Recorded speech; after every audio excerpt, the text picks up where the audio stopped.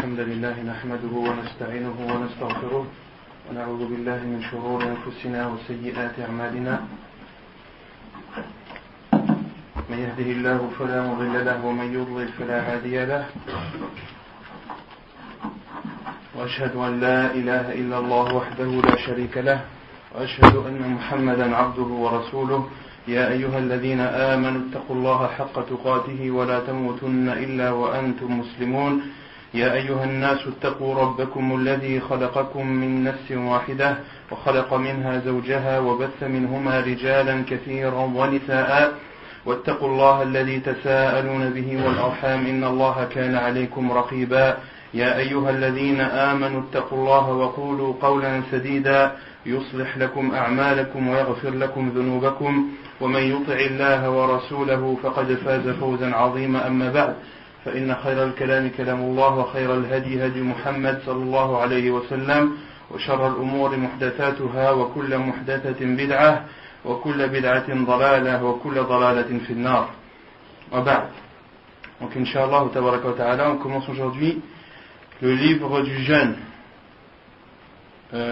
toujours dans l'explication et les commentaires du livre intitulé Al-Wajiz fi fiqh sunnati wal kitab al-aziz, que je traduirai par l'essentiel dans la compréhension du Coran et de la Sunna.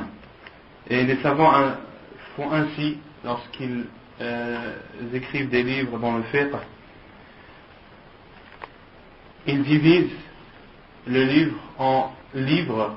Ils appellent Kitab al-Tahara, le livre de la purification, Kitab al-Salah, le livre de la prière, Kitab al-Zakah, etc., qui sont les grandes lignes. Puis entre dans ces livres al-Abwab, des chapitres. Par exemple, dans la prière, Babu Salat al-Kusuf, le chapitre de la prière de l'éclipse, etc., etc. Et beaucoup de savants, et surtout al-Mutaqaddimi, les anciens, mettent à l'intérieur des chapitres al-Fusul, pour des cas bien précis. Pour des cas bien précis. Ils disent par exemple Faslun, par exemple, dans la prière, Faslun fi man dakhala wa adraka al-imama fi rak'at al-ula. Le sujet concernant une personne qui entre dans la mosquée et trouve l'imam dans la première rak'at. Que doit-il faire? Plus le sujet est précis, les savants appellent cela al-fasl. Al-fasl, le sujet. Et là, l'auteur dit Kitab al-Siyam, le livre du jeûne.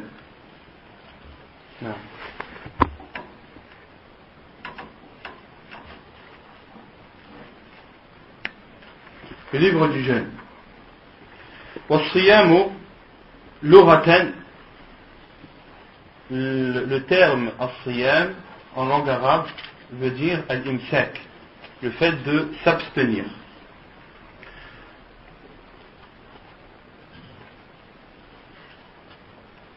Et al-Siyam au niveau de la langue arabe veut aussi, ou signifie aussi, le fait de se taire, de ne pas parler. D'où la parole d'Allah subhanahu wa ta'ala lorsqu'il parle de Maryam alayhi salam, lorsqu'elle a dit Inni nazartu lirrahmani sawma falan ukallima al-yawma insiya. Lorsqu'elle a accouché de Isa alayhi salam et qu'elle est retournée vers son peuple et qu'ils étaient étonnés de la voir porter un enfant, elle leur a dit Inni nazartu lirrahmani sawma. Elle leur a dit en leur faisant un signe, car elle avait fait un vœu de ne pas parler. Et Allah a dit, Maryam alayhi salam a dit Inni nazartu lirrahmani sawma. J'ai fait le vœu pour Allah de faire as-siyam. Inni nazartu lirrahmani sukutan.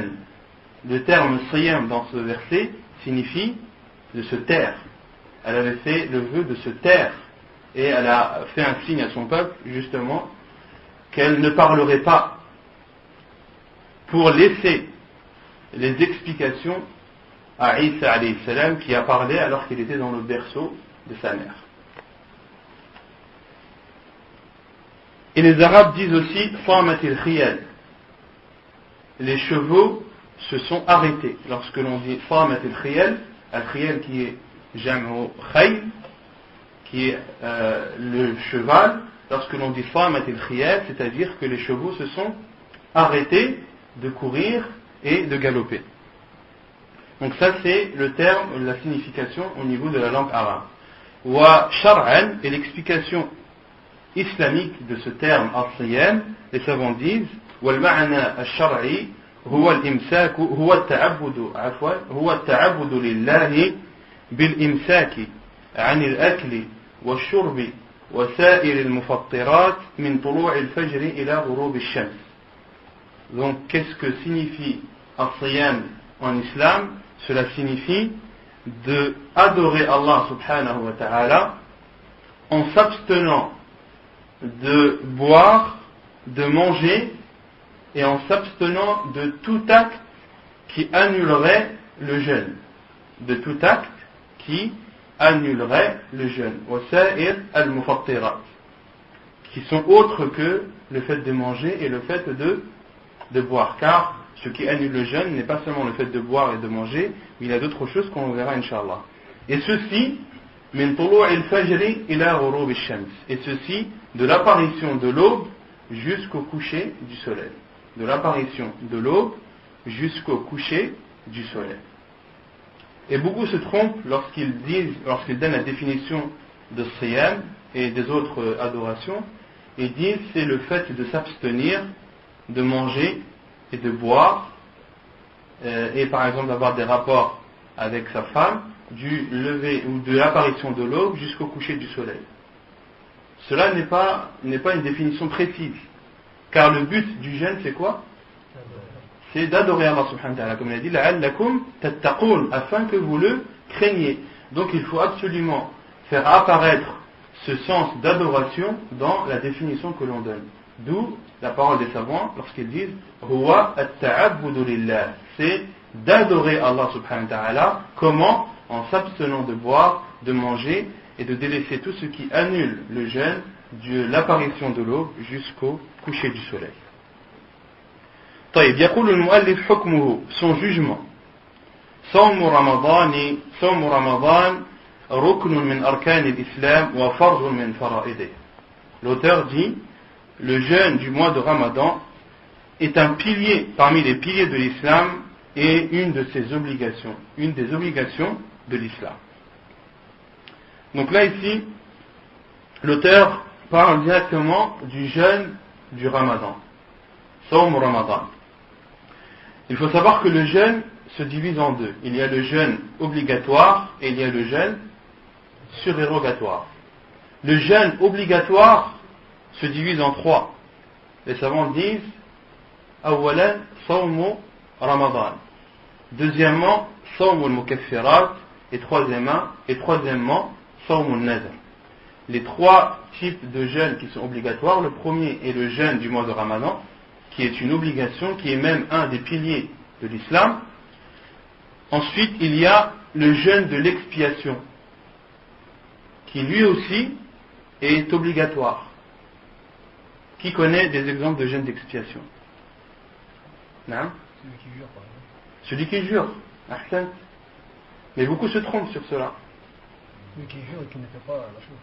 Il a juré de faire la chose et il ne la fait pas, par exemple. Celui qui jure et qui n'a pas nourri qui n'a pas pu nourrir. qui n'a pas pu. Non. Allah subhanahu wa ta'ala dit La yu'akhidhukumullahu bil-laghwi fi aymanikum. Allah subhanahu wa ta'ala ne vous prend pas pour responsable, ne prend pas en compte les serments que vous avez prononcés par erreur.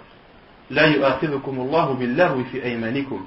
Celui qui a juré par erreur ou qui a juré en étant persuadé qu'il était véridique et que par la suite cela s'est avéré comme étant faux, il n'a pas à faire d'expiation. Et Allah subhanahu wa ta'ala dit وَلَكِنْ يُؤَخِذُكُمْ بِمَا عَقَّدْتُمُ الْأَيْمَانِ.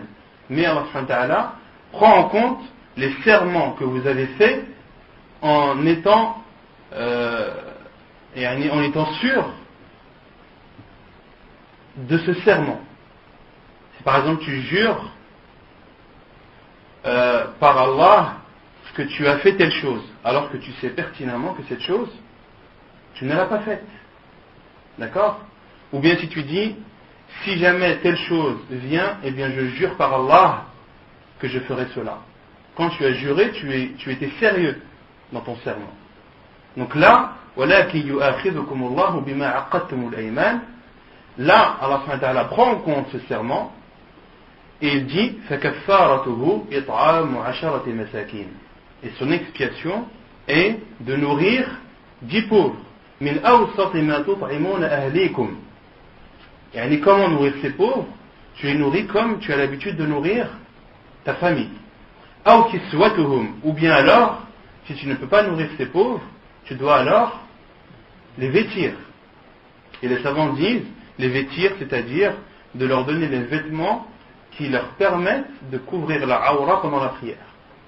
Des vêtements suffisants à couvrir leur aura pendant la prière, comme le dit Cheikh Al-Sa'di rahimahullah. Aw tahrir raqabah, ou bien d'affranchir un esclave. Et Allah subhanahu wa ta'ala dit ensuite faman lam yajid. Et celui qui ne peut pas, ou celui qui ne trouve pas de quoi nourrir ses pauvres, ou celui qui n'a pas la possibilité de nourrir ses pauvres, ni de les vêtir, alors فكفارته فمن لم يجد فصيام ثلاثة أيام. Et celui qui ne peut pas, alors qu'il jeûne 3 jours. ذلك كفارة أيمانكم إذا حلفتم. C'est ainsi l'expiation de vos serments lorsque vous avez juré. واحفظوا أيمانكم. Et Allah subhanahu wa ta'ala nous dit de préserver nos serments, de ne pas jurer à tort et à travers, de ne pas jurer pour une raison qui n'en vaut pas la peine. Jure quand tu en as le besoin. واحفظوا أيمانكم كذلك يبين الله لكم آياته لعلكم تشكرون. Ainsi Allah vous montre ses signes, il vous montre les choses qui sont interdites et celles qui sont autorisées, لعلكم تشكرون, afin que vous le remerciez. Donc là, on voit que de jeûner 3 jours pour celui qui n'a pas pu nourrir 10 pauvres ni de les vêtir, alors son expiation est de 3 jours. Et ce jeûne est obligatoire. وهو من صوم المكفرات. Qui connaît un autre jeûne d'expiation? Non? Par rapport au pèlerinage, le fait de jeûner 10 jours, 3 jours à la Mecque, 3 jours quand on revient, 7 jours quand on revient. Non, ça rentre pas dans le jeûne de l'expiation. Le jeûne de l'expiation, c'est l'expiation, quand on parle d'expiation, c'est-à-dire une personne qui a commis un péché, et pour réparer ce péché, il doit jeûner. D'accord? Une personne qui, pendant le Hajj, n'a pas égorgé. D'accord? Il a le droit, soit d'égorger, ou bien alors de jeûner 3 jours à la Mecque et 7 jours lorsqu'il revient chez lui. Donc ça ne rentre pas dans le cadre du jeûne de l'expiation. Non, là, le fait d'avoir eu des rapports avec sa femme pendant le Hajj, c'est jeûner 2 mois consécutifs pour avoir. Non, il y a ça. Mais il y en a un autre qui est connu, qui est cité dans le Coran. C'est pas quand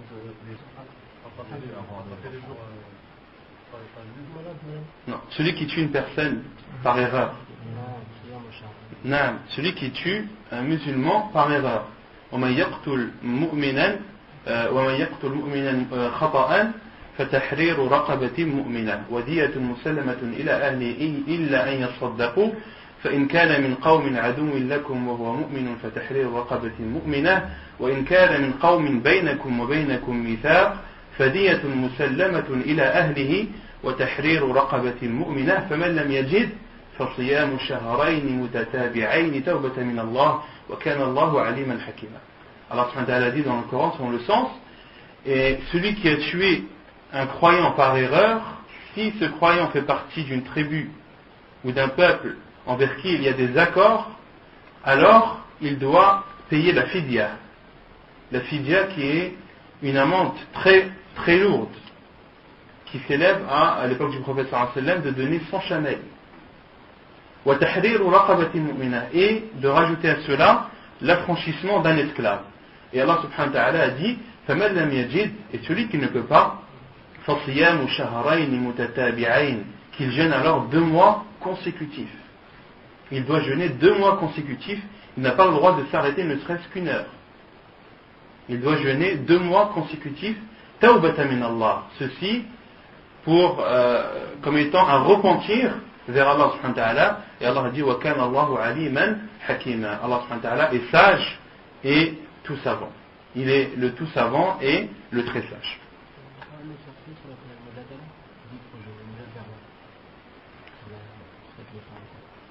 Allah alam la Qur'an. La Qur'an.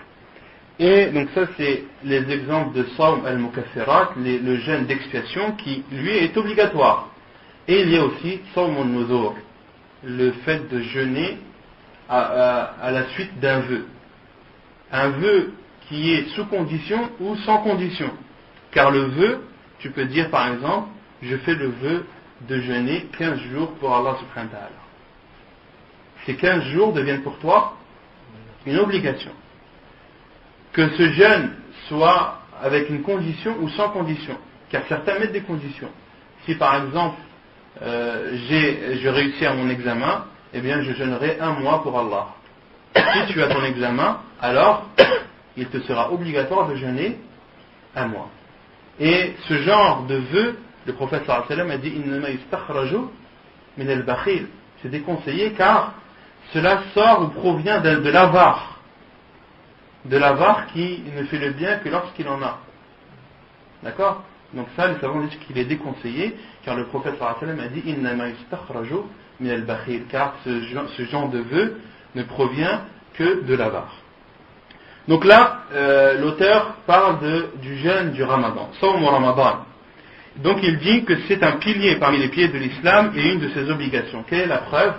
قال الله تعالى يا أيها الذين آمنوا كتب عليكم الصيام كما كتب على الذين من قبلكم لعلكم تتقون. Allah a dit selon le sens, ô vous qui avez cru, il vous a été prescrit le jeûne comme il a été prescrit à ceux qui vous ont précédés afin que vous craigniez Allah subhanahu wa ta'ala. Donc dans le verset kutiba alaykum ay furida alaykum. Lorsque Allah subhanahu wa ta'ala dit kutiba, c'est-à-dire que cela vous a été prescrit. Al-ayat ila qawlihi ta'ala shahru ramadan alladhi unzila fihi al-Qur'an هدى للناس وبينات من الهدى والفرقان فمن شهد منكم الشهر فليصم jusqu'au verset où Allah subhanahu wa ta'ala dit شهر رمضان الذي أنزل فيه القرآن, le mois du Ramadan dans lequel a été descendu le livre هدى للناس وبينات من الهدى والفرقان, qui est une guidée pour les gens. Et ensuite Allah subhanahu wa ta'ala dit فمن شهد منكم الشهر فليصم, et celui parmi vous qui voit ou qui atteste de l'entrée du mois, c'est-à-dire du mois du Ramadan, فليصم, qu'il le jeûne. وعن ابن عمر رضي الله عنه قال قال رسول الله صلى الله عليه وسلم بني الإسلام على 5 شهادة أن لا إله إلا الله وأن محمد رسول الله وإقام الصلاة وإيتاء الزكاة وحج البيت وصوم رمضان. حديث صحيح رواه البخاري ومسلم. Selon Ibn Umar رضي الله عنه, qu'Allah l'agréé, le prophète sallallahu alayhi wa sallam a dit l'islam est basé sur 5: l'attestation qu'il n'y a de vraie divinité qu'Allah et que Muhammad est son envoyé, d'accomplir la prière, de s'acquitter de la zakat, d'accomplir le pèlerinage et de jeûner le mois du Ramadan. Donc ça c'est la preuve que le jeûne du mois du Ramadan est une obligation et même un des 5 piliers de l'islam. Donc là, l'auteur a apporté une preuve du Coran, une preuve de la sunna du prophète sallallahu alayhi wa sallam, mais il rapporte aussi une troisième preuve, qui est sa parole lorsqu'il dit وَأَجْمَعَتِ الْأُمَّةِ عَلَى وُجُوبِ صِيَامِ رَمَضَانَ وَأَنَّهُ أَحَدُ أَرْكَانِ الْإِسْلَامِ التي علمت من الدين بالضرورة وأن منكره كافر مرتد عن الإسلام. Et la troisième preuve, c'est le consensus des savants, l'unanimité des savants.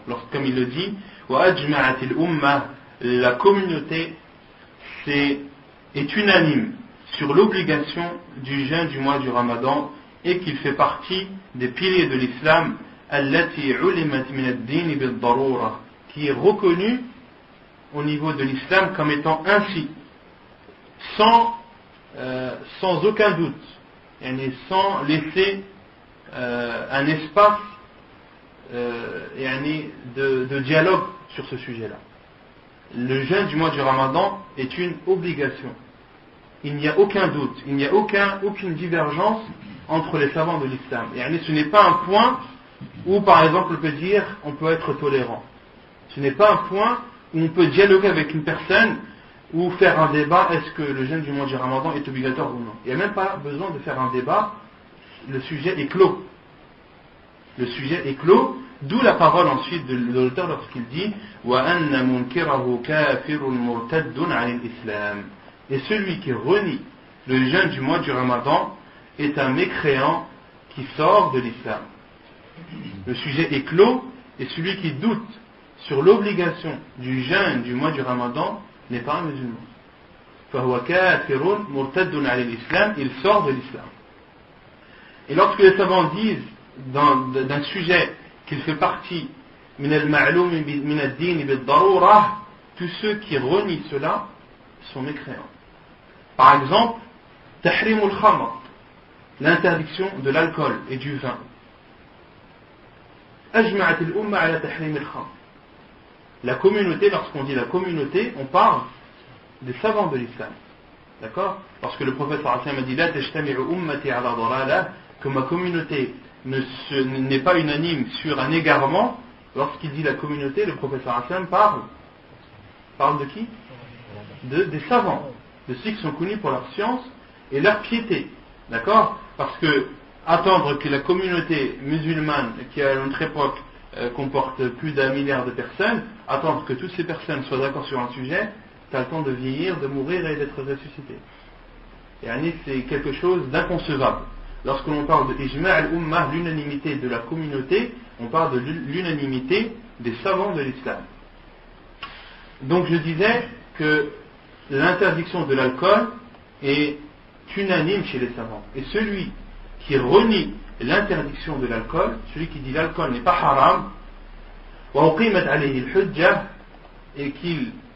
et que la preuve lui a été apportée, et que par la suite il renie, il devient mécréant et il sort de l'islam. Il doit refaire sa shahada. Wal'iyadu billah. Fadluhu, les mérites du jeûne du mois du Ramadan. عن أبي هريرة قال قال رسول الله صلى الله عليه وسلم من صام رمضان إيمانا واحتسابا غفر له ما تقدم من ذنبه. Selon Abu Huraira, le prophète sallallahu alayhi wa sallam a dit, celui qui jeûne le Ramadan, c'est-à-dire le mois du Ramadan, imanan wa ihtisaba,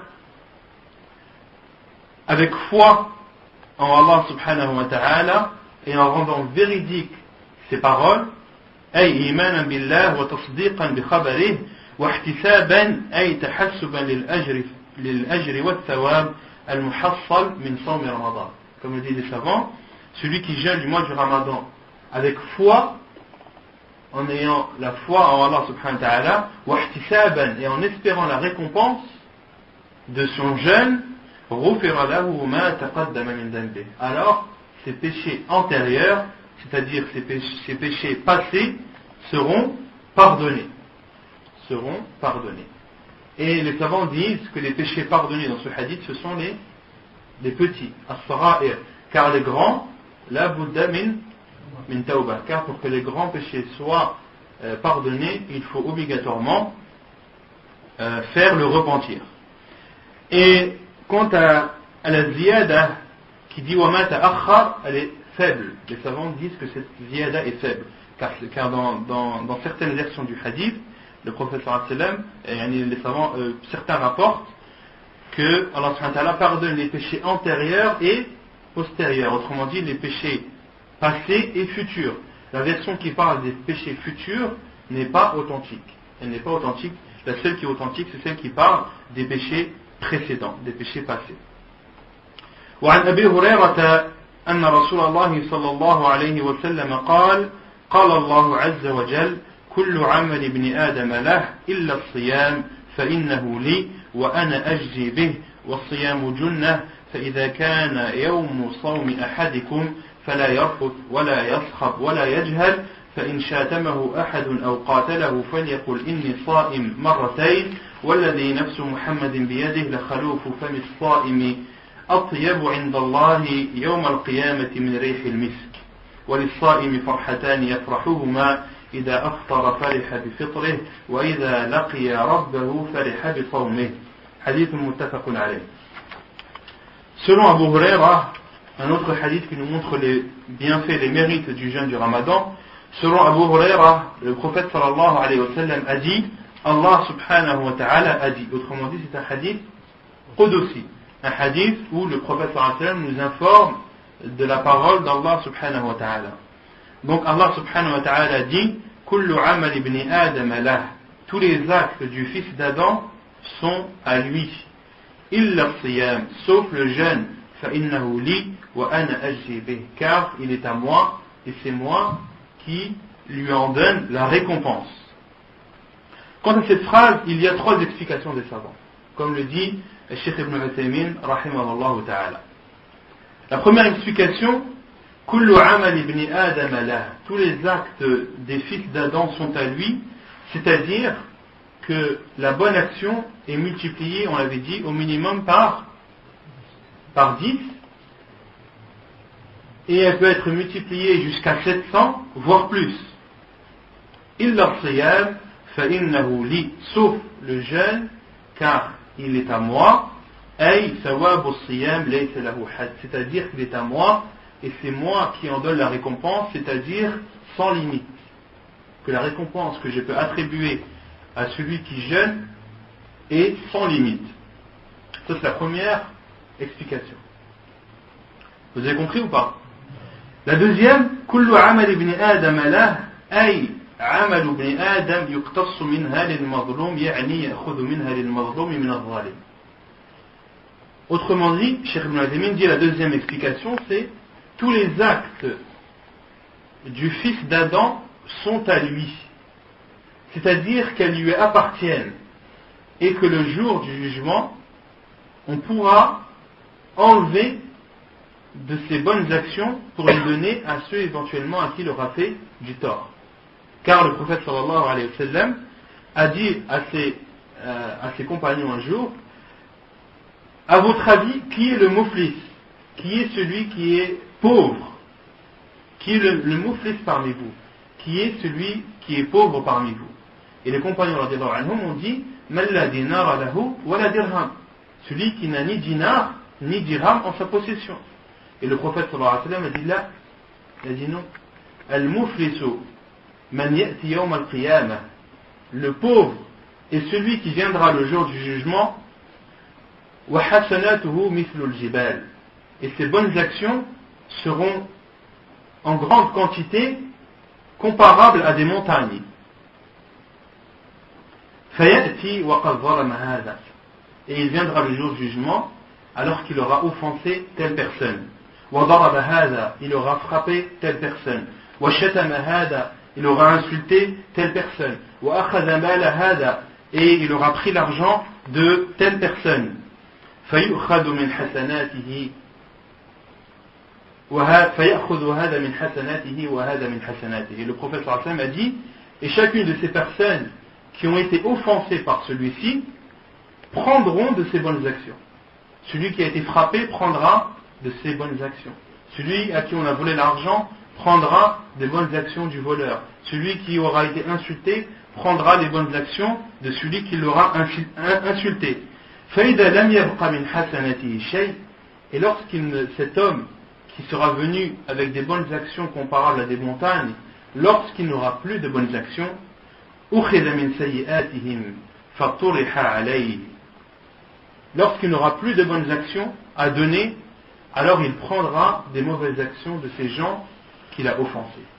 Le prophète sallallahu alayhi wa sallam a dit, puis il sera jeté en enfer, wal'iyadu billah.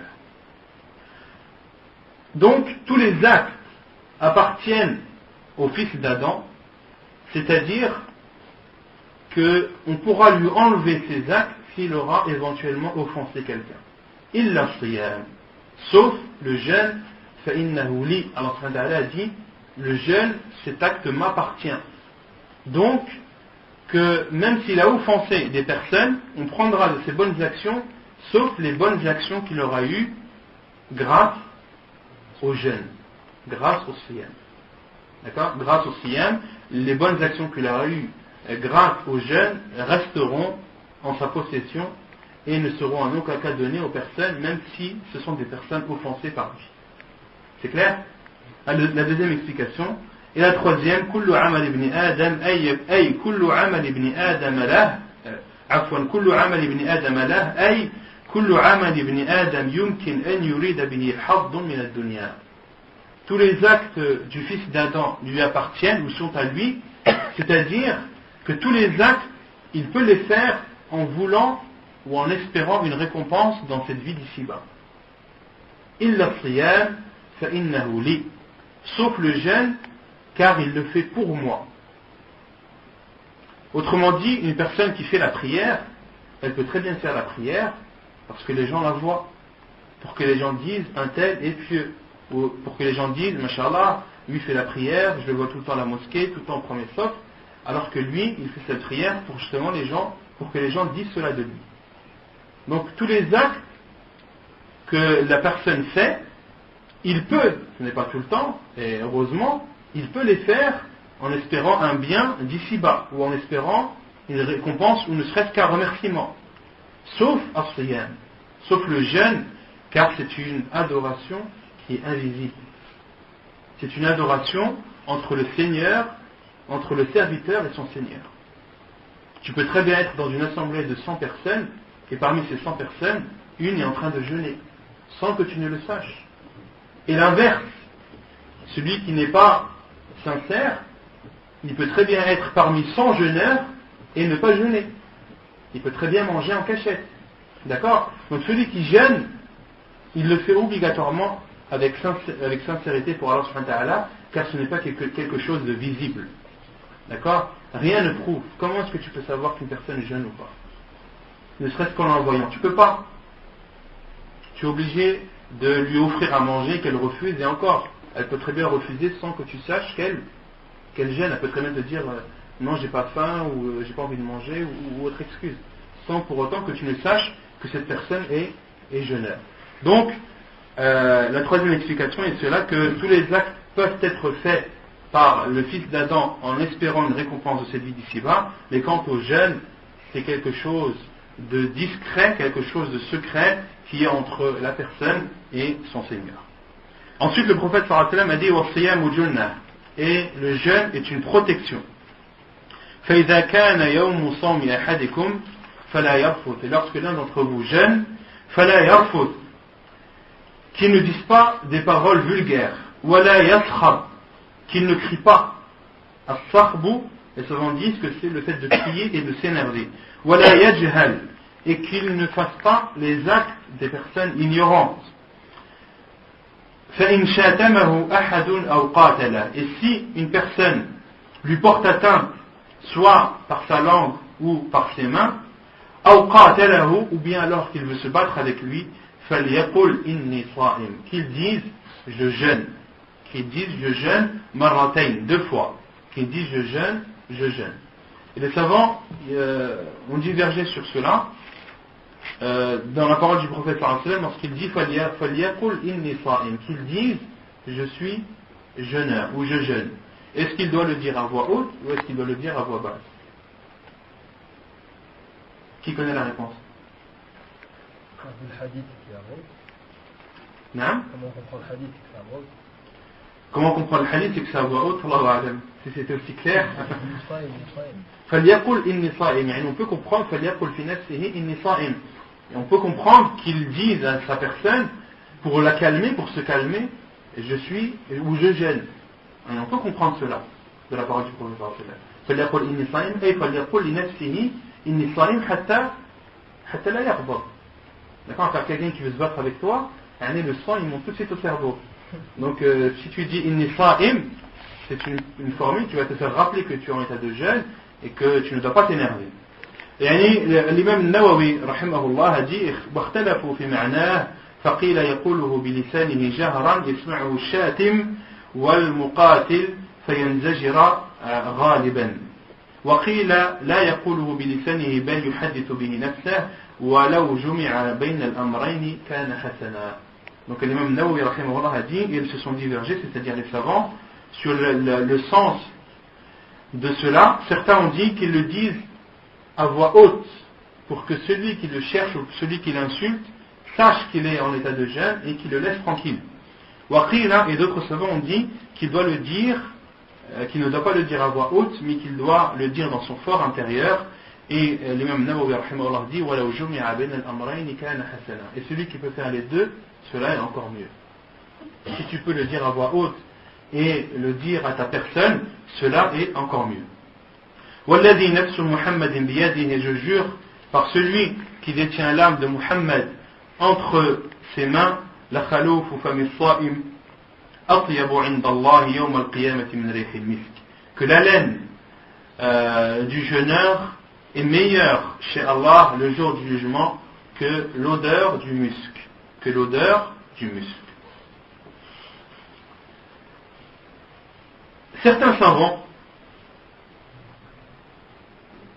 ont déduit de ce hadith sifatu shem lillahi tabaraka wa ta'ala. Certains savants ont déduit de ce hadith la caractéristique de l'odorat d'Allah subhanahu wa ta'ala. Car dans le hadith, le prophète sallam a dit la khalawfu fami as-sa'imi atyabu 'inda Allah, que l'odeur de l'haleine du jeûneur est meilleure chez Allah, ou est préférée chez Allah le jour du jugement que l'odeur du musc. Certains savants ont déduit de cela sifatu shem, la caractéristique ou le caractère de l'odorat d'Allah subhanahu wa ta'ala. Mais Cheikh Ibn Uthaymin rahimahullah dit وَهَذَا لَيْسَ بِصَرِيحٍ فِي هَذَا الْحَدِيث. Et Cheikh Ibn Uthaymin dit cela n'est pas aussi clair que cela dans ce hadith. Et le mieux pour la personne c'est de délaisser cela et de dire si le hadith prouve cela, alors oui c'est une des caractéristiques d'Allah subhanahu wa ta'ala, et si le hadith ne le prouve pas, alors ce n'est pas une des caractéristiques d'Allah subhanahu wa ta'ala. Et ce n'est pas quelque chose qui est clair dans ce hadith, et comme le dit Cheikh Ibn Uthaymin, wa hasbuk, il te suffit que les salaf rahimahumullah wa radiyallahu anhum ne sont pas rentrés dans cette masala. Et il te suffit que les salaf ne se sont pas posé cette question. Puisque eux ne se sont pas posé la question, alors il était encore plus demandé à toi de ne pas te la poser. Et certains savants aussi ont déduit qu'il était déconseillé à la personne d'utiliser le siwak pendant le jour du Ramadan. Car l'haleine du jeûneur est meilleure chez Allah que siwak. Mais les savants disent وَهَذَا قَوْلٌ شَاذٌ. Mais cet avis est faible, car il y a les autres hadiths du prophète sallallahu alayhi wa sallam qui nous ordonnent presque, d'accord, d'utiliser le siwak. لولا أن أشق على أمتي لأمرتهم بالسواك عند كل صلاة. Si ce n'était une contrainte pour ma communauté, je leur aurais ordonné d'utiliser le siwak avant chaque prière. Dans d'autres hadiths, عند كل وضوء, durant chaque ablution. D'accord, donc les savants ont déduit que l'utilisation du siwak est fortement recommandée, que la personne soit jeûneur ou non, tout le temps. Non.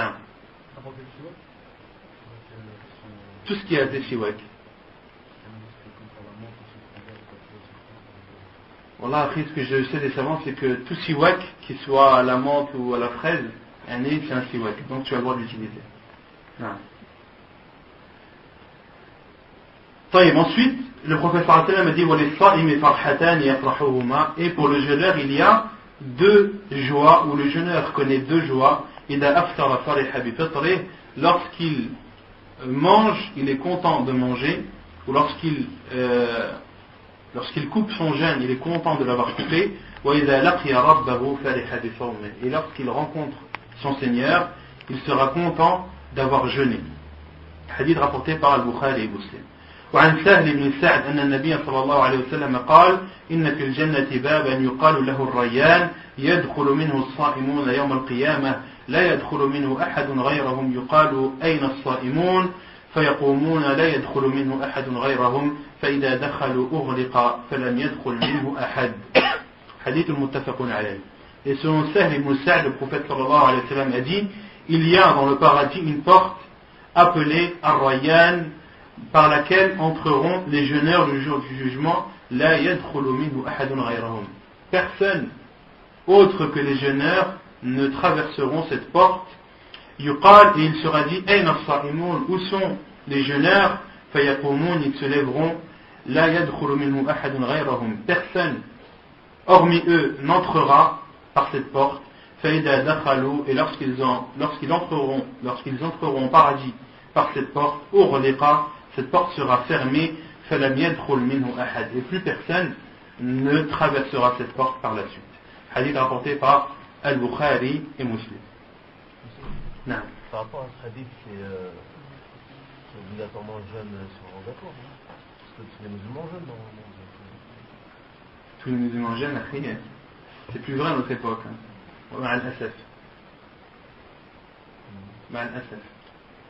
Et après, c'est peut-être ceux qui, parmi les jeûneurs, entrent au paradis. Ils accèdent au paradis, car tous les musulmans n'accéderont pas au paradis directement. Wallahu a'lam. وجوب الصيام رمضان برؤية الهلال. نعم. الله أعلم. لا أدري.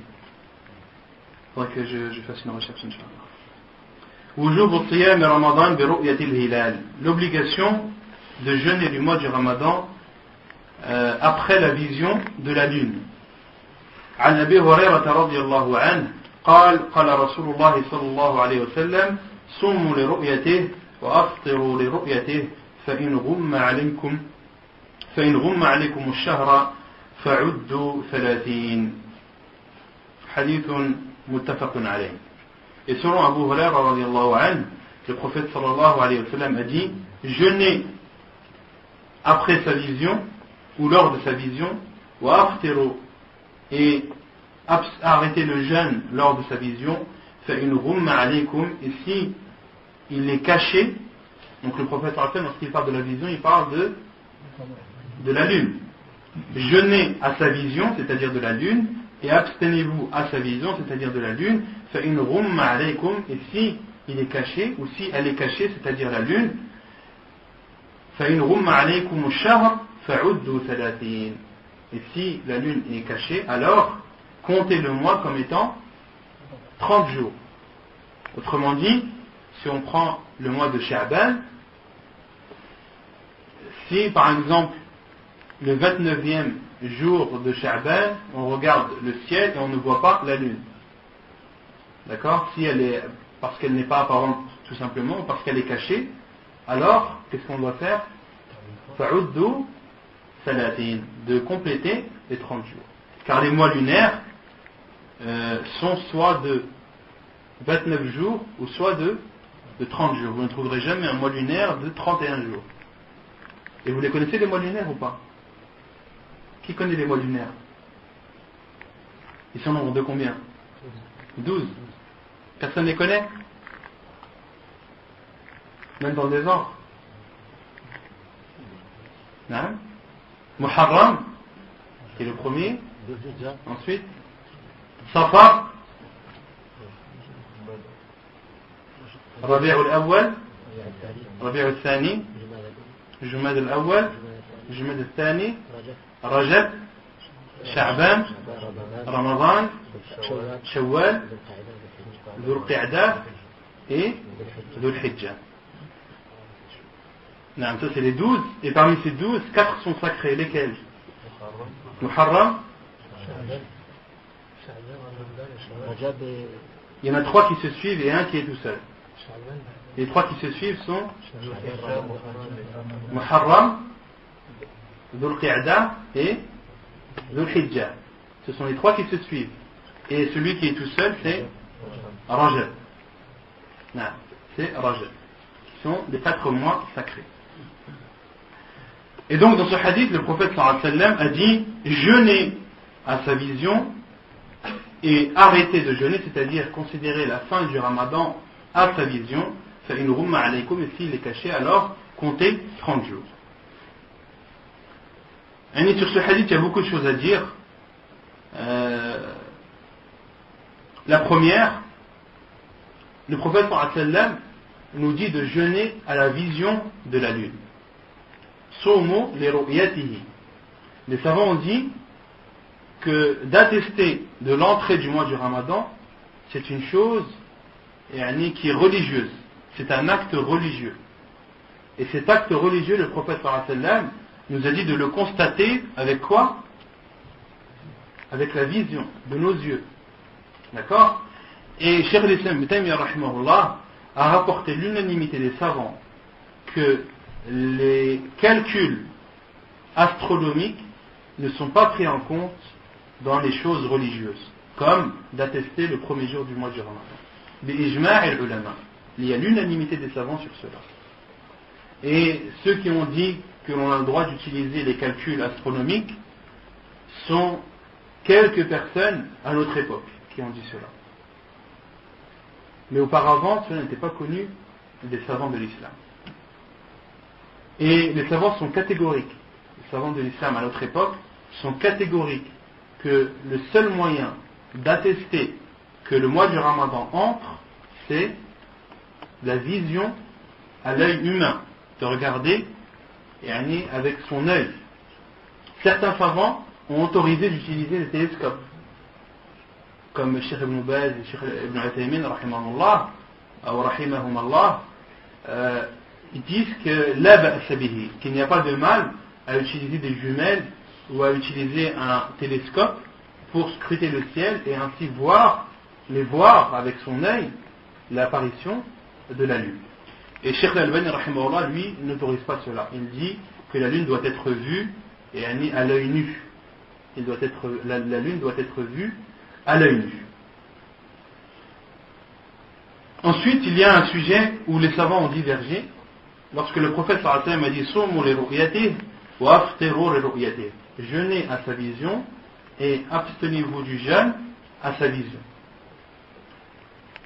Une personne, les savants disent, une question qui se pose, lorsque la lune est vue dans un pays, est-ce que l'ensemble de la planète doit jeûner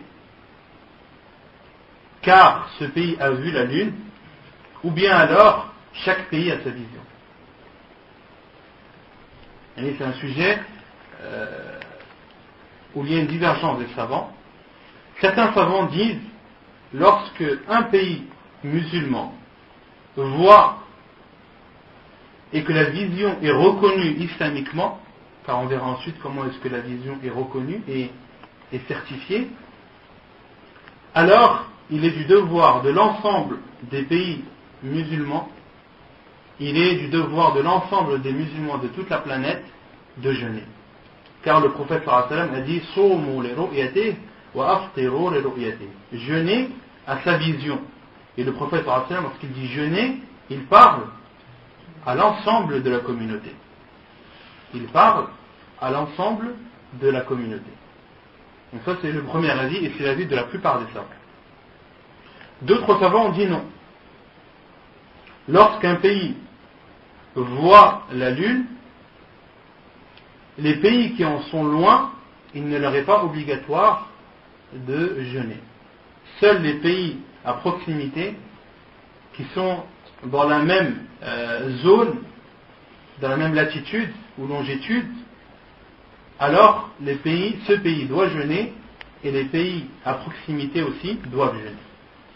Mais à partir du moment où ils sont loin, éloignés les uns des autres, de telle sorte qu'ils n'ont plus la même longitude, alors chaque pays jeûne en fonction de sa vision. Car la lune ne tombe pas au même moment dans la planète. Vous êtes d'accord? La nuit elle commence à tomber. Les pays de l'Orient connaissent la nuit avant les pays de l'Occident. D'accord?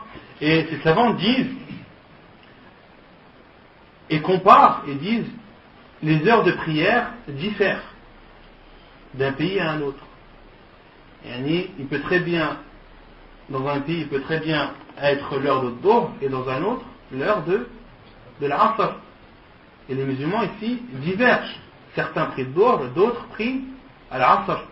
Et ils disent si cette divergence est acceptée dans des choses quotidiennes, elle est aussi acceptée dans des choses annuelles, voire mensuelles, qui arrivent tous les mois. Donc, le fait que chaque pays jeûne en fonction de sa vision, cela n'est pas quelque chose de répugnant. Car la divergence, elle est également présente dans la vie de tous les jours. D'accord? Et les autres savants ont répondu non. Certes, les pays divergent, et en fonction de la vision de la Lune. Un pays peut très bien voir la Lune sans que l'autre ne la voie, ça c'est vrai, mais le prophète sallallahu alayhi wa sallam a dit Soumu li ru'yatihi. Le prophète sallallahu alayhi wa sallam a parlé à l'ensemble de la communauté. Donc si un pays voit, même si ce pays est éloigné, et cela les autres savants ne le nient pas. Ils ne nient pas que tel pays est éloigné de l'autre et qu'il est possible qu'un pays voit et que l'autre ne voit pas. Mais à partir du moment où l'un des pays le voit, alors il est du devoir de l'ensemble des autres pays de jeûner.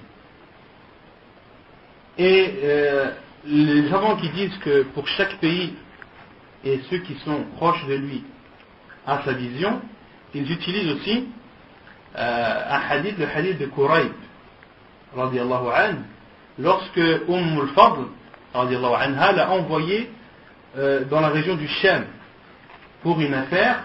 Elle l'a envoyé chez Muawiyah radiyallahu anhu, qui était le gouverneur de Sham à l'époque, et Qurayb a assisté au premier jour du Ramadan lorsqu'il était dans le Sham. D'accord? Puis, pendant le mois de Ramadan, il est retourné à Médine.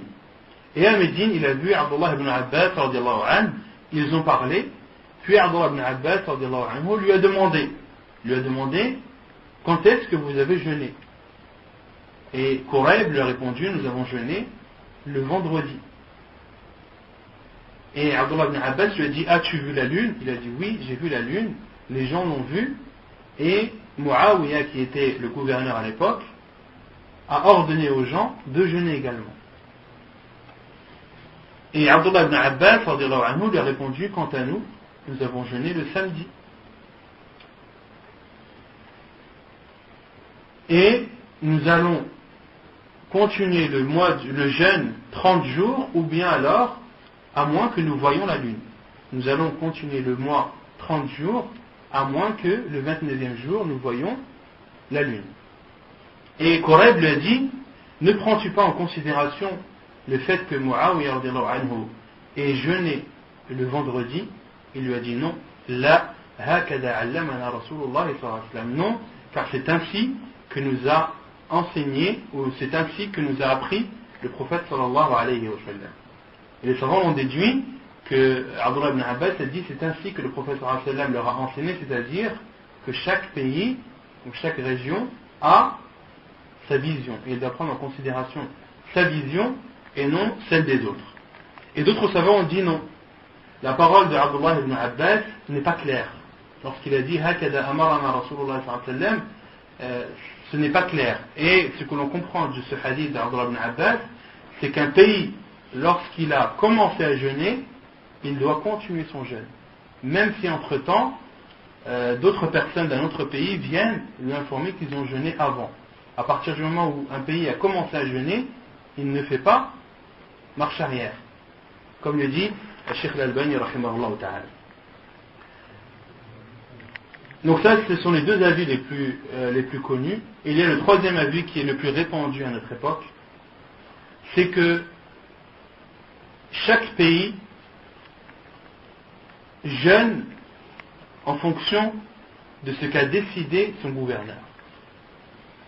Chaque pays jeûne en fonction de ce qu'a décidé son gouverneur.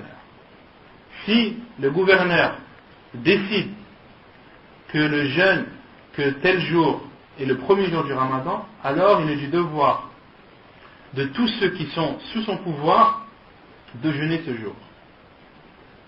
Même si d'autres pays vont jeûner avant ou jeûner après.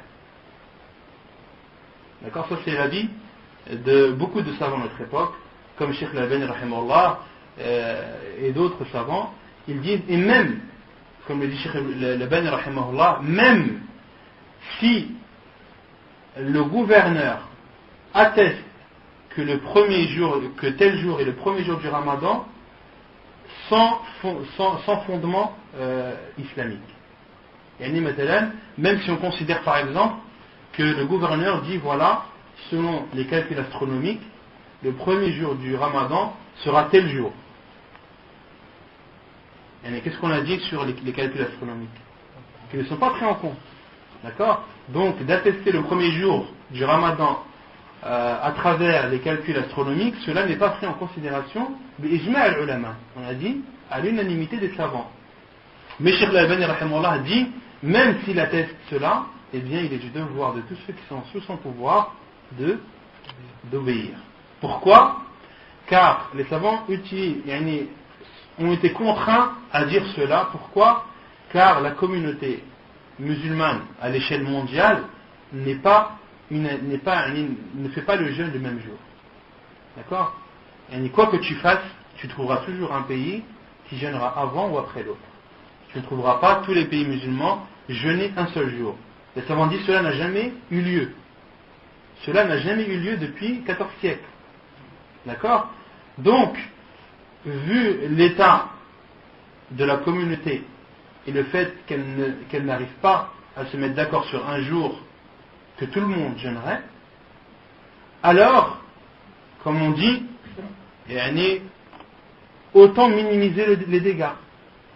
Si tous les pays ne peuvent pas jeûner le même jour, alors au moins que chaque pays jeûne le même jour. Au moins que chaque pays jeûne le même jour. Et les savants considèrent cela comme étant une daroura. Que lorsque tu es entre deux mâles, alors choisis le moins pire. Donc là, tu as soit entre la division de la communauté à l'échelle internationale, ou bien à l'échelle nationale. Et si tu ne peux pas réunir les musulmans à l'échelle internationale, alors au moins réunis-les à l'échelle nationale. D'accord? Même si cela n'est pas de ton avis. Même si toi tu considères que chaque pays a sa vision. Et Cheikh Ibn Uthaymin rahimahullah, lui, n'est pas de cet avis. Il dit, celui qui est convaincu par l'avis que chaque pays et ceux qui sont à proximité a sa vision, et que dans son pays le gouverneur atteste que le premier jour du Ramadan n'est pas celui que cette personne considère comme étant le premier, il lui est autorisé de ne pas jeûner, mais de faire cela secrètement. De faire cela secrètement, de ne pas le montrer au grand jour. De ne pas le montrer au grand jour. Pourquoi? Pour ne pas faire de fitan. Pour ne pas faire de fitan. Et les savants ont parlé de cela concernant les pays musulmans. Et vous voyez, Cheikh Ibn Baz, c'est son avis. Cheikh Ibn Uthaymin, c'est son avis, mais il dit qu'il est autorisé à la personne qui pense le contraire de ne pas jeûner, mais secrètement. Et quand le Cheikh Al-Albani dit, tu dois suivre le pays dans lequel tu es. Car le professeur Sam a dit, As-sawmu yawma yasumu an-nas, wal-fitru yawma yuftiru an-nas. Le jeûne, c'est le jour où les gens jeûnent, et al-fitr, le jour où le Ramadan est fini, c'est le jour où les gens ont arrêté de jeûner. Et les gens en grande quantité. Donc les savants disent cela lorsqu'ils parlent des pays musulmans. Et lorsque on a posé la question à Cheikh Ibn Uthaymin rahimahullah concernant les pays non musulmans, où il n'y a pas de vision religieuse, si on peut dire ça comme ça, Cheikh Ibn Uthaymin dit alors dans ce cas, tout dépend de l'avis de la personne. Soit la personne considère le premier avis, qui est qu'à partir du moment où le premier pays a vu la lune, alors il est du devoir de l'ensemble des pays de jeûner. Ou bien alors, il considère l'autre avis qui est que chaque pays a sa vision, chaque pays et ceux qui en sont proches. Donc, qu'il regarde le pays musulman le plus proche de lui et qu'il jeûne comme lui.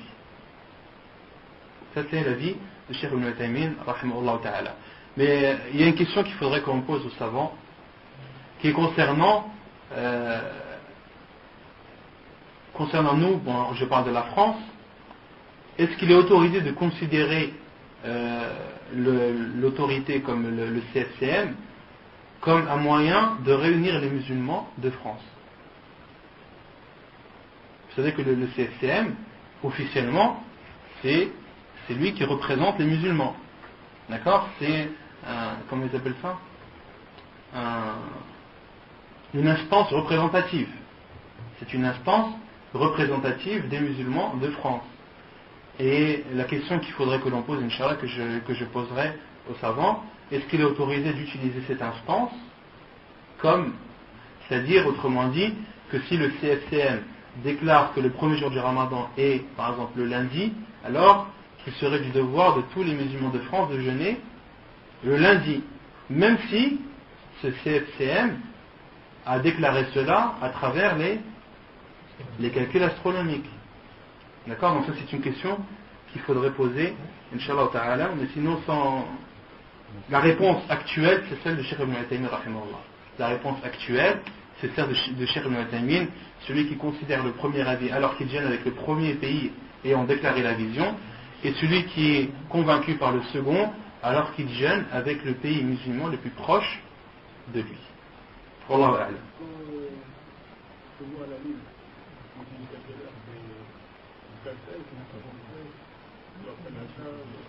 Non, la lune, la nouvelle lune, ce qu'il faut savoir, c'est quelque chose de très dur à voir. La nouvelle lune, c'est quelque chose de très dur à voir. Pourquoi? Car la nouvelle lune, elle est cachée par le soleil. Et quand on parle de nouvelle lune, c'est lorsque la face éclairée de la lune est côté soleil. Elle n'est pas côté terre. Autrement dit, la lumière du soleil, c'est lorsque la lune est entre le soleil et la terre. Lorsque la lune est entre le soleil et la terre. D'accord? Pourquoi est-ce qu'on voit la lune? En fait, on voit la lune car le soleil, on voit la lumière reflétée par le soleil. La lumière du soleil reflétée par la lune.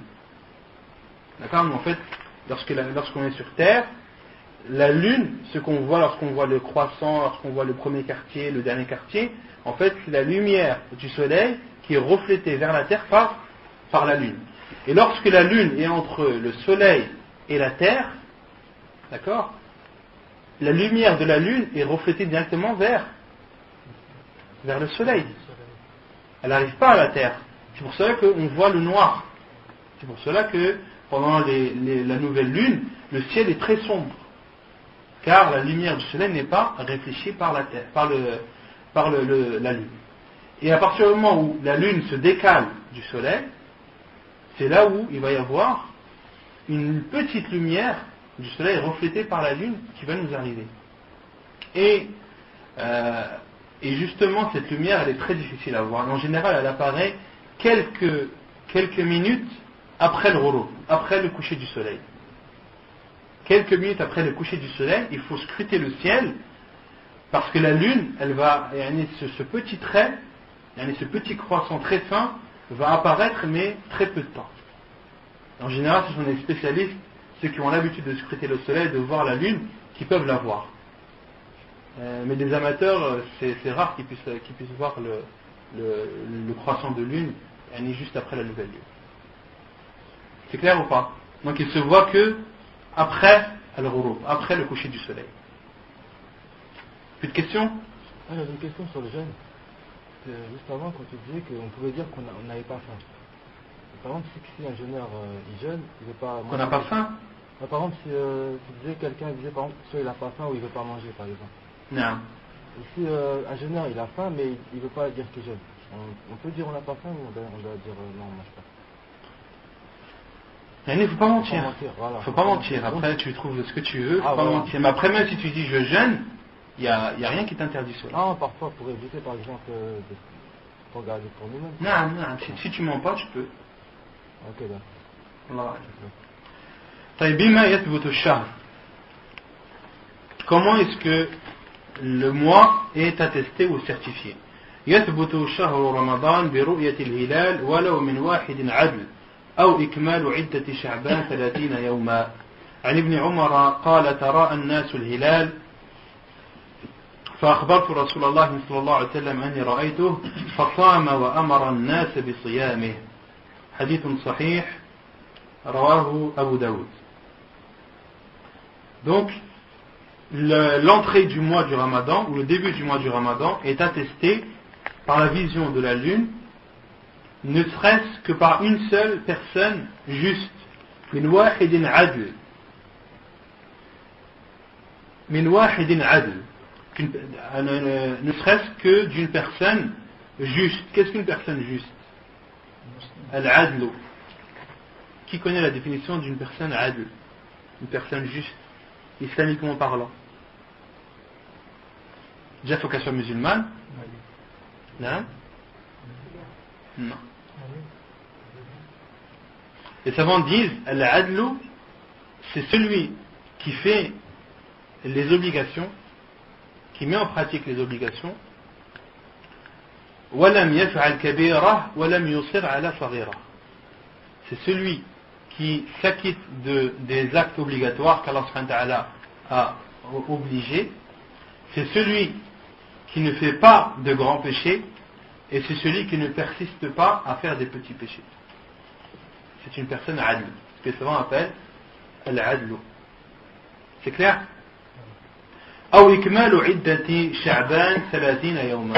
Donc il y a deux façons de connaître l'entrée du mois du Ramadan, soit par la vision de la lune, ou bien alors lorsque le mois de Sha'ban a atteint ses 30 jours. Donc le jour suivant sera obligatoirement le premier de Ramadan, car les mois lunaires ne peuvent pas contenir 31 jours. Et selon Ibn Umar radiallahu anhu, il dit, les gens regardaient al-hilal, regardaient la lune. فأخبرت رسول الله, j'ai informé le prophète sallallahu alayhi wa sallam que je l'ai vu. فصام وأمر الناس بالصيام, et le prophète sallallahu alayhi wa sallam a jeûné et a ordonné aux gens de jeûner. Hadith authentique rapporté par Abu Daoud.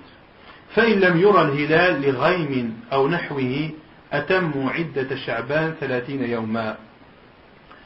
Et si il ne voit pas la lune à cause de nuages ou autres, alors ils doivent compléter le mois de Sha'ban 30 jours. Les hadiths Abi Hurayra as-sabiq, wa amma Shawwal fala yathbut dukhuluhu illa bi shahadati ithnayn. Et quant au mois de Shawwal, c'est-à-dire le premier jour de l'Eid, il ne doit être attesté, ou il n'est attesté que par 2 témoins. Il ne peut être attesté qu'au minimum par 2 témoins. Et on verra cela. Et concernant une des preuves que les savants ont utilisées pour prouver que les calculs astronomiques ne sont pas pris en considération en islam pour attester de l'entrée du mois du Ramadan, c'est le hadith du prophète sallallahu alayhi wa sallam lorsqu'il dit Inna ummatun la naktubu wa la nahsib. Nous sommes une communauté qui n'écrit pas et qui ne calcule pas. Et ensuite le prophète sallallahu alayhi wa sallam a dit Ash-shahru hakada hakada hakada. Le prophète sallallahu alayhi wa sallam a dit Ash-shahru hakada hakada hakada. Il a fait 3 signes avec ses 2 mains. 10, 10, 10. Autrement dit 30. Ou Ash-shahru hakada hakada hakada. Il a montré 2 fois ses 2 mains, c'était 20, et une fois il a montré 9 doigts, autrement dit 29. Et beaucoup, wal'iyadu billah, certains ont renié ce hadith. On dit ce hadith, on ne le prend pas en considération. Car notre communauté, c'est une communauté de science. La communauté musulmane, c'est une communauté de science. Et beaucoup de sciences que l'on connaît à notre époque, elles proviennent de personnes musulmanes.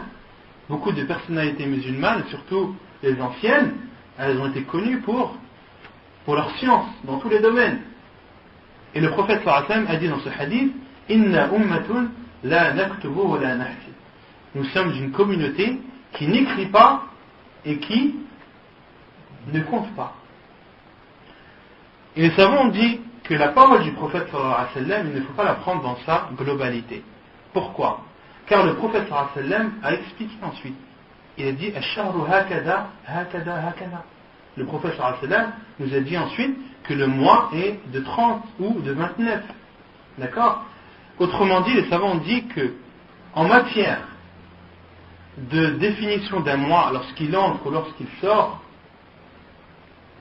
on doit se fier soit aux 30 jours ou soit à la vision. On ne doit pas rentrer dans des calculs astronomiques.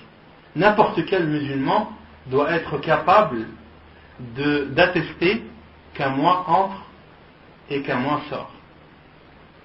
Et comment l'attester? Par la plus simple des choses, soit par la vision de la lune, à l'œil, ou soit en comptant le mois 30 jours. Les autres moyens ne sont pas acceptés en islam. D'accord? Donc, nous ne comptons pas et nous n'écrivons pas lorsqu'il s'agit d'attester qu'un mois entre ou qu'un mois sort. En islam, on n'utilise pas les calculs pour cela. Après, si tu veux être un docteur en sciences physiques ou tu veux être je sais pas quoi, rien ne te l'interdit. D'accord? Rien n'interdit aux musulmans d'apprendre, d'être un génie en mathématiques. D'accord? Tu n'entres pas, tu ne contredis pas le hadith du prophète sallallahu alayhi wa sallam qui dit que nous sommes une communauté qui n'écrit pas et qui ne calcule pas. Est-ce que ça veut dire qu'on n'a pas le droit d'étudier les mathématiques? Non. Ça veut dire que lorsque le mois entre, soit on le voit, on voit la lune, ou soit on compte les 30 jours. Wallahu a'lam. Taïb. Ensuite, l'auteur dit وَأَمَّا شَوَّالْ فَلَا يَثْبُتُ دُخُولُهُ إِلَّا بِشَهَادَةِ اثْنَيْنِ. Et quant à Shawwal, c'est-à-dire le mois qui suit le Ramadan, son entrée doit être attestée par au minimum 2 témoins. عن عبد الرحمن بن زيد بن الخطاب أنه خطب في اليوم الذي شك فيه فقال ألا إني جالست أصحاب رسول الله صلى الله عليه وسلم وسألتهم إنهم حدثوني أن رسول الله صلى الله عليه وسلم قال صوموا لرؤيته وأفطروا لرؤيته وأمسكوا لها فإن غم عليكم فأتموا 30 يوما فإن شهد شاهدان مسلمان فصوموا وأفطروا. حديث صحيح. La preuve, c'est le hadith d'Abdurrahman ibn Zayd ibn al-Khattab qui dit qu'il a parlé أنه خطب في اليوم الذي شك فيه فقال, qu'il a dit le jour où ils ont douté de la fin du Ramadan. ألا إني جالست أصحاب رسول الله صلى الله عليه وسلم وسألتهم. Il a dit, je me suis assis avec les compagnons du prophète sallallahu alayhi wa sallam et je leur ai questionné. Et je les ai questionnés. Puis ils m'ont informé. Innahum haddathuni, ils m'ont dit que le prophète sallallahu alayhi wa sallam a dit Soumu li ru'yatih, jeûnez à sa vision. Wa aftiru li ru'yatih, et arrêtez le jeûne à sa vision. Wa ansiku laha, fa in ghumma alaykum, et si la lune vous est cachée, fa atimmu 30 yawma, complétez alors 30 jours. فإن شهد شاهدان مسلمان, et si 2 témoins musulmans attestent, alors jeûnez et abstenez-vous du jeûne. Qu'est-ce qu'on comprend de ce hadith?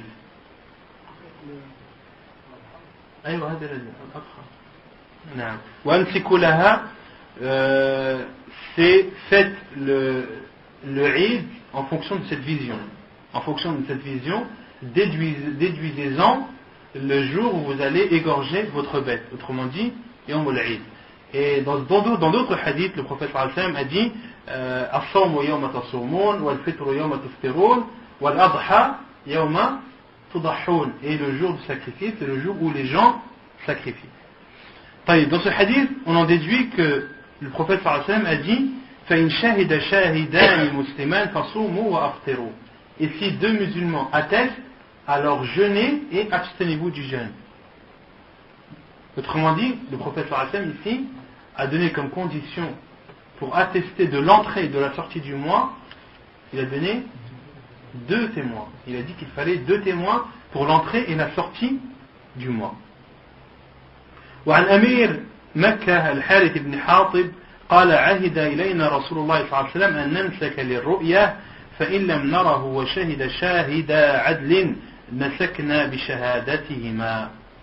Et selon l'émir de Mecca, Al-Harith ibn Hatib, il dit, le prophète sallallahu alayhi wa sallam nous a dit d'égorger la bête, les ru'ya, en fonction de la vision de la lune, فَإِن لَمْ نَرَهُ, si nous ne le voyons pas, وَشَهِدَ شَاهِدَ عَدْلٍ, et si 2 témoins justes attestent, نَسَكْنَا بِشَهَادَتِهِمَا, alors nous considérerons alors le jour du sacrifice grâce à leur attestation. Ensuite, l'auteur dit فَقَوْلُهُ فَإِنْ شَهِدَ شَاهِدَانِ مُسْلِمَانِ فَصُومُوا وَأَفْطِرُوا في حديث عبد الرحمن بن زيد وقوله فإن لم نره شهد شاهد عدل سكن بشهادتهما في حديث الحارث يدلان بمفهومهما على عدم جواز شهادة رجل واحد في الصيام والإفطار. Donc l'auteur dit, et dans le hadith de Abdullah ibn Abdurrahman ibn Zayd, le prophète sallallahu alayhi wa sallam a dit فَإِنْ شَهِدَ شَاهِدَانِ مُسْلِمَانِ فَصُومُوا وَأَفْطِرُوا. Et si deux témoins musulmans attestent, alors jeûnez et arrêtez de jeûner. Ça c'est dans le hadith d'Abdurrahman ibn Zayd. Et dans le hadith de Al-Harith, فَإِنْ لَمْ نَرَهُ, si nous ne le voyons pas, et que deux témoins justes attestent, alors nous considérerons le jour du sacrifice à travers ou grâce à leur attestation. L'auteur dit, ces deux hadiths prouvent, ou l'on comprend, qu'il n'est pas autorisé de considérer l'attestation d'une seule personne, fi siyam wal iftar, que ce soit pour attester de l'entrée du mois du Ramadan ou de sa sortie. Vous avez compris ou pas? فخرج الصيام بدليل. Mais quant à l'entrée du mois du Ramadan, cela est exempt et avec une preuve et excepté. Cela est excepté avec preuve. Quelle est la preuve? C'est le hadith de Ibn Omar. Quelle est la preuve que lorsque le mois entre, on n'a besoin que d'un témoin? Alors que le hadith ici nous dit qu'il nous en faut deux. Fi sawm wal iftar. C'est le hadith d'Ibn Omar. Lorsque les gens ont regardé la lune, et Abdullah ibn Omar l'a vu. Il en a informé le prophète sallallahu alayhi wa sallam, et le prophète sallallahu alayhi wa sallam a jeûné et a ordonné aux gens de jeûner. Et il s'est basé sur l'attestation de combien de personnes? Une seule. D'accord? Donc, les hadiths, on rassemble ces deux hadiths, le hadith d'Abdurrahman ibn Zayd et le hadith d'Abdullah ibn Omar, et on en déduit, les savants en ont déduit, que pour attester de l'entrée du mois du Ramadan, seul un témoin suffit. Mais pour attester de la sortie du Ramadan, il faut obligatoirement, au minimum, deux témoins. D'accord? Certains savants ont donné une sagesse à cela, on dit, car certaines personnes peuvent être tentées de dire que le mois du Ramadan se finit avant l'heure. Car le jeûne peut être dur pour eux, et ils veulent en finir, donc ils vont dire c'est bon, j'ai vu la lune. D'où le fait que le prophète sallallahu alayhi wa sallam ait dit qu'il faut au moins deux personnes. Car la personne peut être tentée de dire que le mois du Ramadan est fini, contrairement à l'entrée. Les personnes n'oseraient pas dire que le mois du Ramadan commence comme ça avec facilité. Donc ça c'est une des sagesses que les savants ont données, mais ce n'est pas forcément celle-ci. Ala kulli hal, que cette sagesse soit vraie ou non, un seul témoin suffit pour attester de l'entrée du mois du Ramadan, mais par contre, au minimum deux, il faut au minimum deux témoins pour attester que le mois du Ramadan est terminé. وبقي الإفطار حيث لا دليل على جوازه بشهادة واحد انتهى بتصرف من تحفة الأحوذي. Donc ça c'est l'explication donnée par صاحب تحفة الأحوذي qui est المبارك فوري رحمه الله. تنبيه: ومن رأى الهلال وحده فلا يصوم حتى يصوم الناس ولا يفطر حتى يفطروا. فعن أبي هريرة رضي الله عنه أن رسول الله صلى الله عليه وسلم قال: الصوم يوم تصومون والفطر يوم تفطرون والأضحى يوم تضحون. حديث صحيح رواه الترمذي. Et là, une remarque que l'auteur fait, et quant à celui qui voit la lune tout seul, il ne doit jeûner que lorsque les gens jeûnent, et ne doit s'abstenir de jeûner que lorsque les gens s'en sont abstenus. Selon Abu Huraira radiallahu anhu, le prophète sallallahu alayhi wa sallam a dit: le jeûne, c'est le jour où il jeûne, et al-fitr, c'est-à-dire le premier jour de l'Eid, c'est le jour où les gens considèrent cela comme étant Yawmul Fitr, wal Adha Yawma Tudahhun. Et le jour du sacrifice, c'est le jour où les gens sacrifient. C'est le jour où les gens sacrifient. Donc autrement dit, il faut toujours suivre la masse. Quand tu es dans un pays, d'où les savants l'ont déduit que lorsque tu es dans un pays, tu dois faire comme les gens de ce pays. Et sauf une exception que les savants ont dit, sauf pour celui qui vit dans une campagne, dans un endroit éloigné, et qui ne côtoie pas les gens. Et il est dans sa ferme, entre guillemets, éloigné de toute ville, et qui n'a de contact avec personne, alors lui, il doit jeûner lorsqu'il voit la lune, et il doit s'abstenir lorsqu'il voit la lune. D'accord? Mais si il est à proximité d'une ville, et qu'il est, autrement dit, attaché à une ville ou autre, alors il doit jeûner avec cette ville. Wallahu a'lam. ونكتفي بهذا القدر وصلى الله وسلم وبارك على نبينا محمد وعلى آله وصحبه أجمعين وآخر دعوانا أن الحمد لله رب العالمين.